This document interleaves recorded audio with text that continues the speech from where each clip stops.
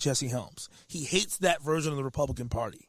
He's just like, dude, this authoritarian, Southern, kind of racist. He doesn't like that. His vision of the Republican Party is one more like Jack Kemp. Okay. And what ends up happening is he gets into sort of a strong disagreement with the Republicans over a bill that gets signed about that time. And it was basically called the White Civil Rights Act. And basically what it did is it said the Civil Rights Act, it was 1990. The Civil Rights Act of 1990 basically said the civil rights, everything that applies to the 1964 Act should apply to every race. And he's just like, come on, man, this is why people think we're a bunch of racists. And so he gets into that establishment. It's not Jack Kemp, but it's Jack Kemp's representative, because lobbyists get together and they write the bills. Sure. So while they're writing the bill, he's trying to make the bill less crappy, and he's representing the Jack Kemp branch of the party. And he just from 1991. From 1990, yeah. If you put it into today's, you would think maybe Rand Paul. Maybe. Yeah. Kind of. Yeah. So because there are no really Jack Kemp type Republicans anymore. Few of them. Ideologically, he'd be much closer to Rand Paul. Okay. Yes, absolutely, okay. absolutely. See what we're doing here? Yeah, we're linking this to reality. I would say that Robert Faulkner today would vote for Justin Amish for president. Who? Amish, the guy from where is he from? Michigan? He's the libertarian, the guy that left the Republican Party. Amash. Okay, yeah. I always call him Amish. I'm sorry. I just put an I in there. That's just okay. An Amash. Yeah, right. Yeah. So he's definitely more in that vein, But back then, nobody talked about libertarians, Ron Paul. Not then. Ron Paul was considered, I remember following Ron Paul then. People just thought he was a kook. Right. Republicans were like, oh, that guy, what's he talking about? Liberty Constitution? We don't need no stinking Constitution. We're Republicans.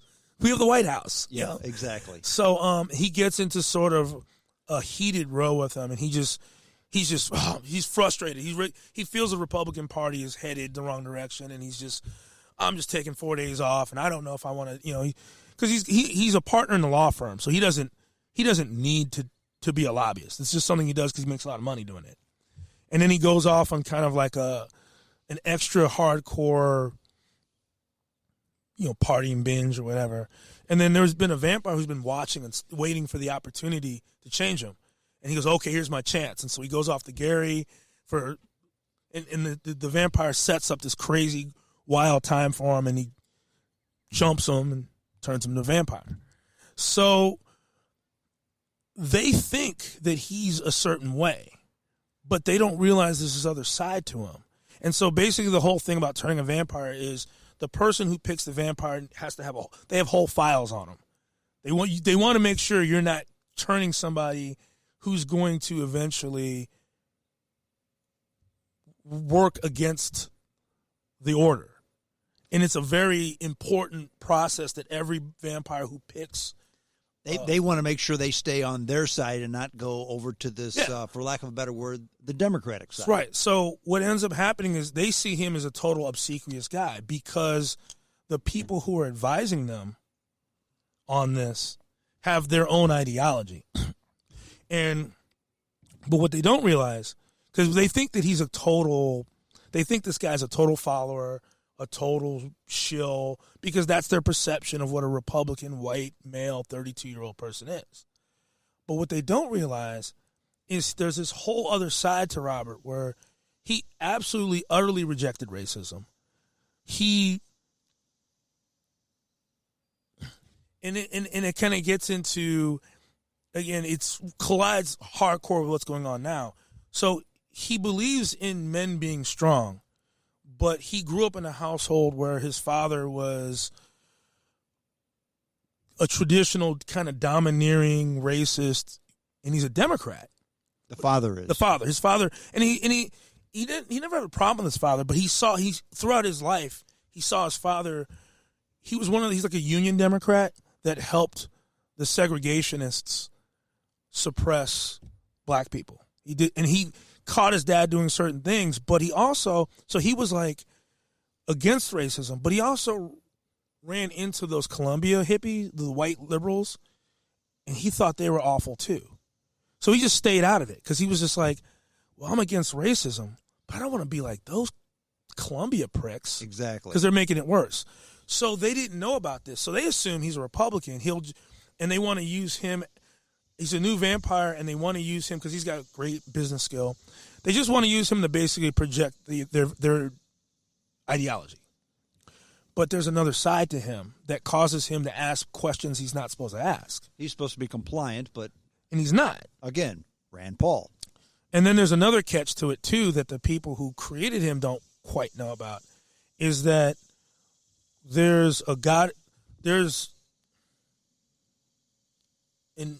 two ancient vampires, both women, who are the most powerful.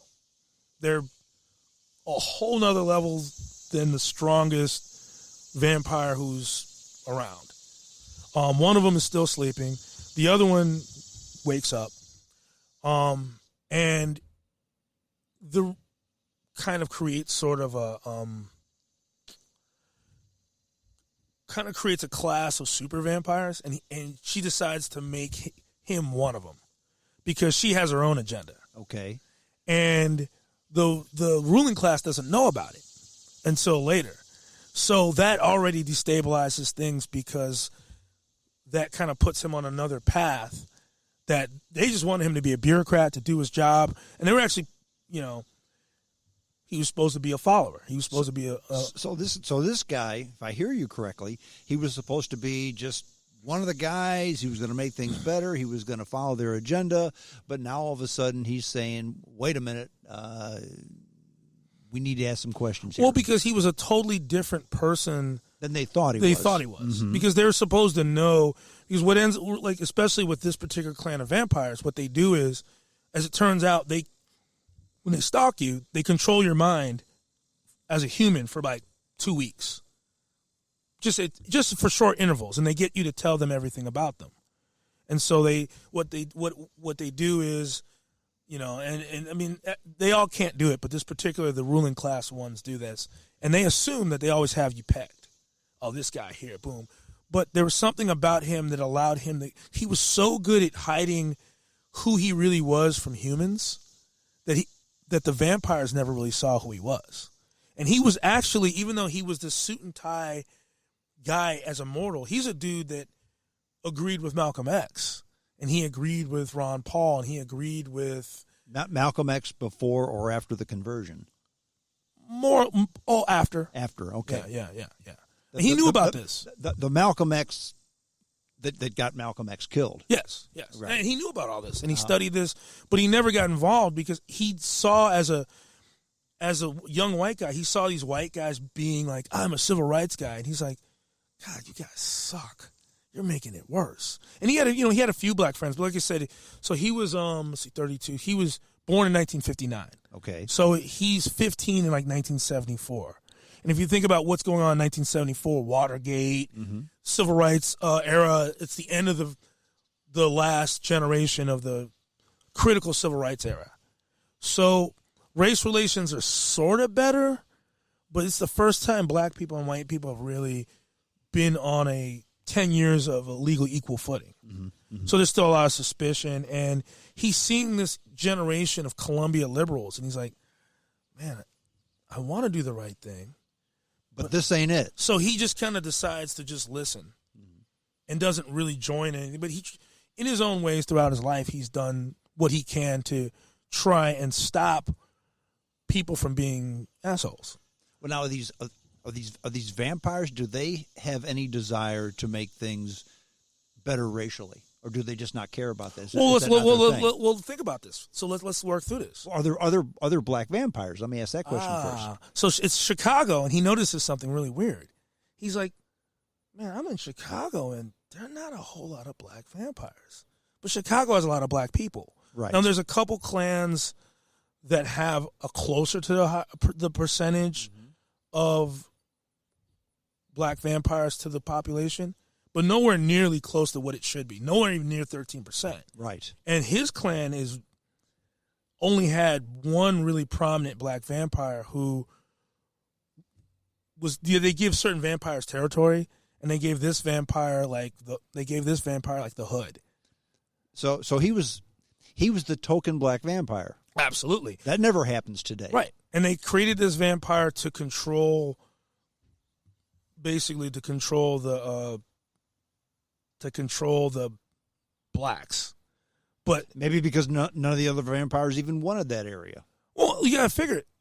The elders were humans, 1910, 1780.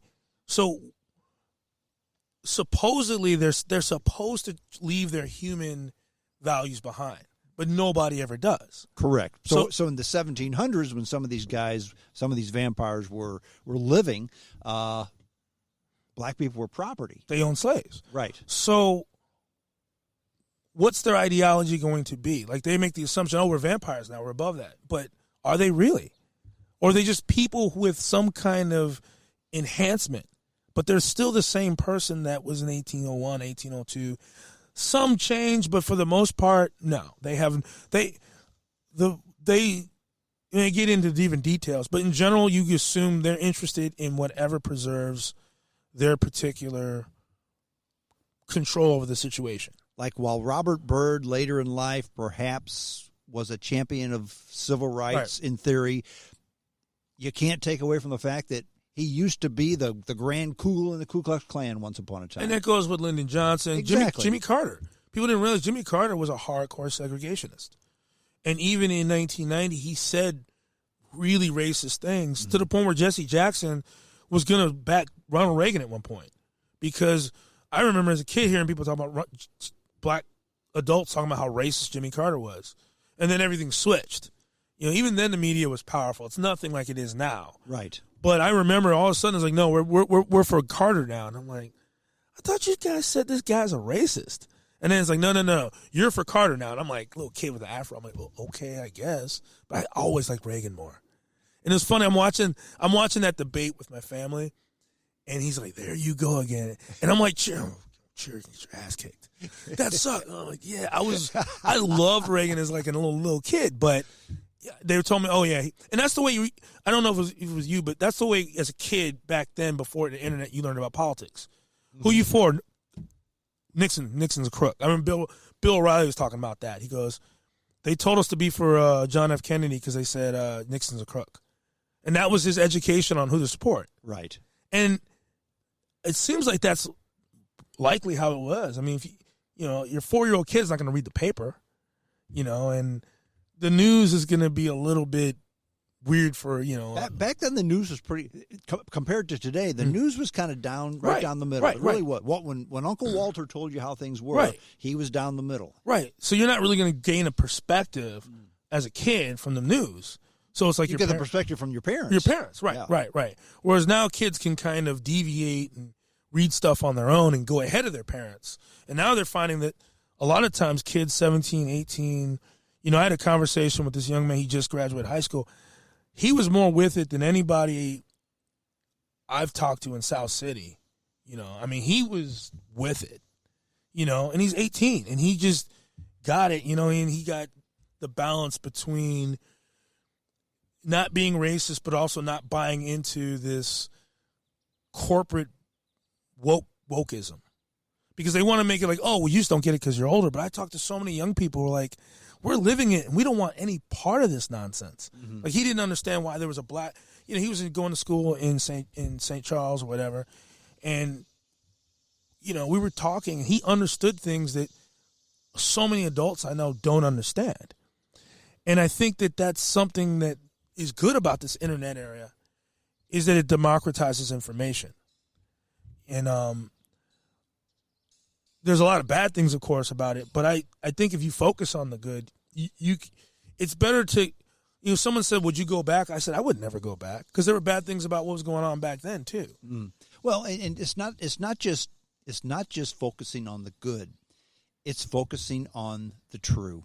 And that's the good and the bad about the internet, okay? Absolutely. I can't tell you how many times I get things, instant messages, emails, texts, Facebook, where they tag me on this and they say, what do you think about this story? And it's just baloney. And these are not dummies who